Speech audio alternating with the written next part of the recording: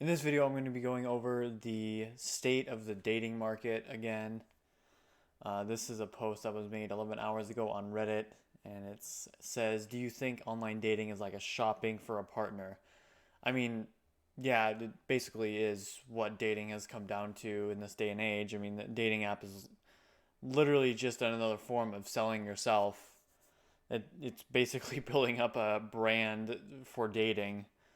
And unfortunately, as we get into it, we'll kind of see the main point here being that people, they're always thinking that they'll be able to find something better and better and better. And it's like, well, maybe you can, but can you really, though, is the question, because you won't ever find anybody that checks off all the boxes.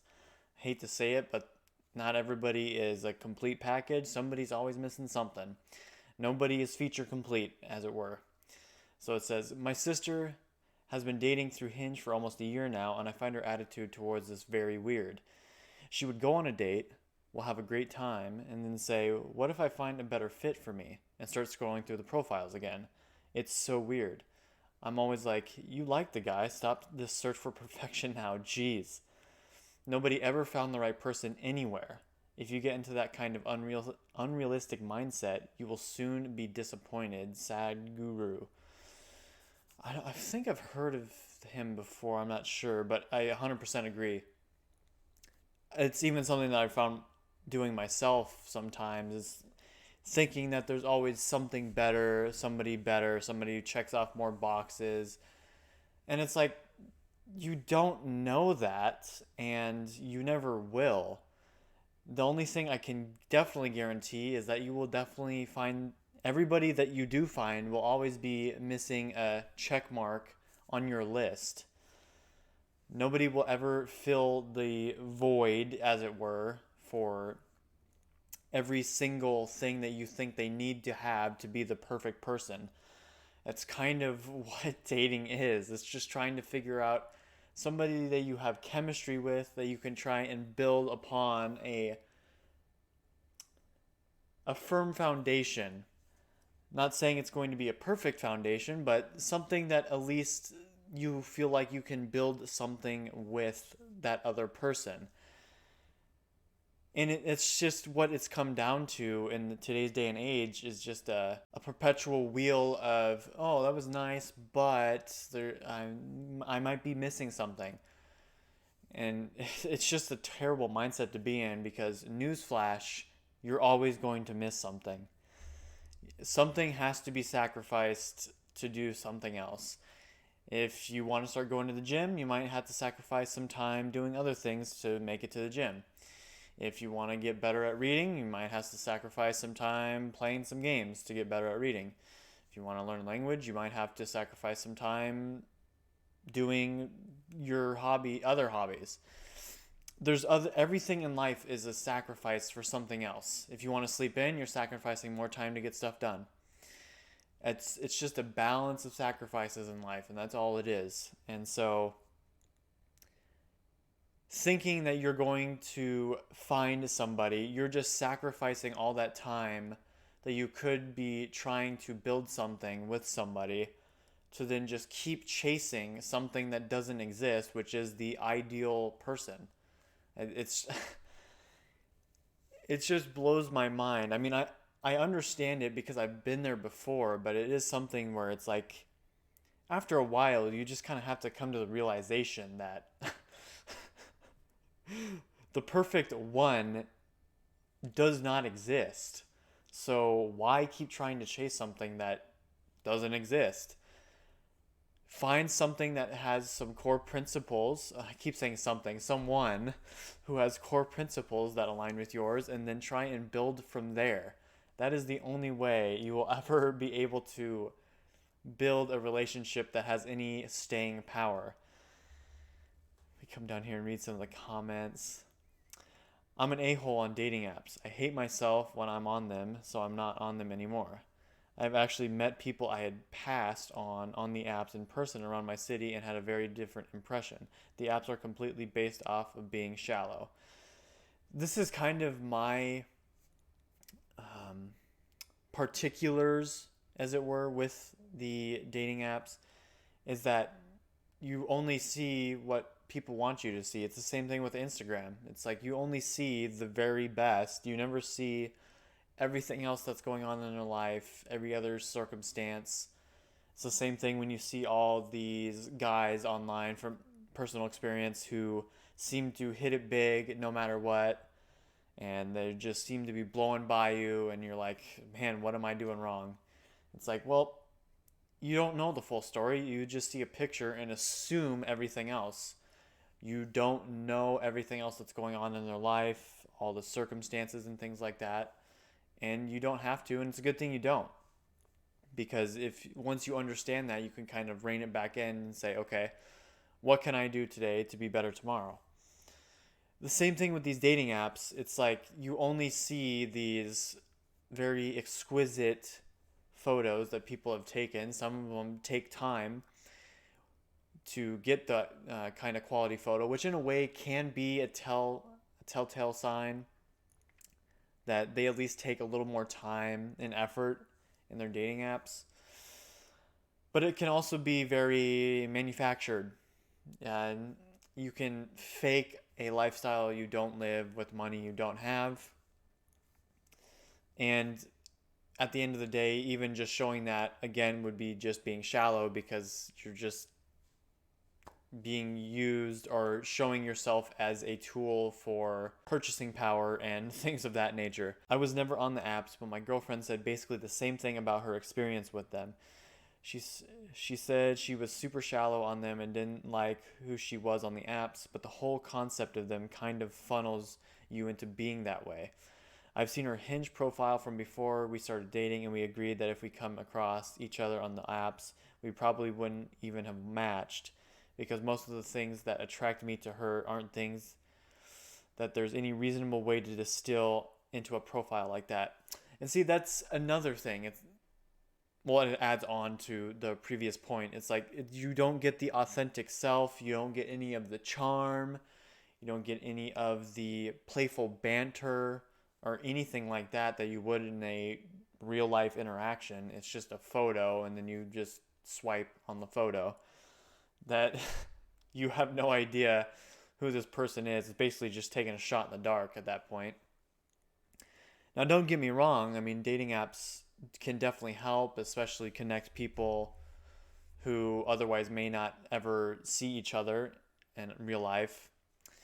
But that's why I've been a proponent in my own life to try and start moving to things where I can actually just be around more people and possibly find a relationship that way, because then you get that human interaction which we need, even though nowadays we have OnlyFans blowing up and the porn industry and everything else that just keeps growing and growing, which definitely isn't helping especially the young guys and getting out and pursuing an actual relationship. We just have everything so readily available that it just becomes so easy to do it yourself and be over with. And so it's like all these different things are just coming together. It's not even necessarily just the dating app's fault. It's just the way that society has become. It's just making it harder and harder to get anywhere, it feels like, on any of the apps. And I'm much more of a proponent of going to events where you would be able to meet like-minded people and then having an organic conversation into maybe possibly a date that way.